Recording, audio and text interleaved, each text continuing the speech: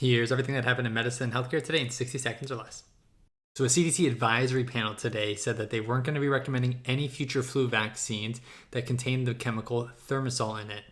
We talked about yesterday what thimerosal is in the previous videos, but essentially 96% of vaccines do not use it. So this is only really impacting about 4%.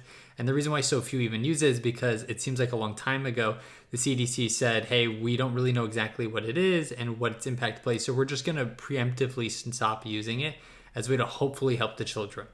The Supreme Court today ruled that South Carolina can stop people using Medicaid to go to places like Planned Parenthood for treatment. Those got brought up because currently, as it stands, you are unable to use taxpayer-funded money in order to pay for an abortion. So this becomes an issue when it comes to Planned Parenthood because they provide other sources rather than just abortions. So what is currently the Supreme Court is saying that Medicaid or state-funded or federal-funded programs can no longer be used to support or fund agencies like Planned Parenthood.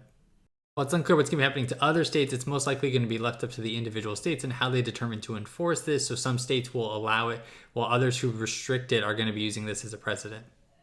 UK is starting a new survey when it comes to GLP-1 drugs and pancreatitis issues. So in the UK, about 400 people were having issues in their pancreas while taking these GLP-1 drugs.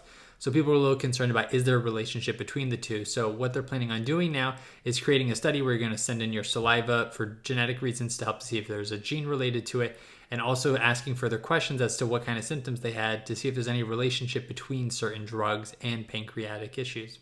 It's still a very rare side effect. Many people are concerned because one specific company, Mounjaro, had almost half of those. But anyways, I think the fact they're doing the study on this is already important to do. If you want the links to everything that we talked about, or if you just want to help support the page, you can find it in the Substack in my bio, and you can find other resources there too. But I'll see you tomorrow where we'll go over everything then.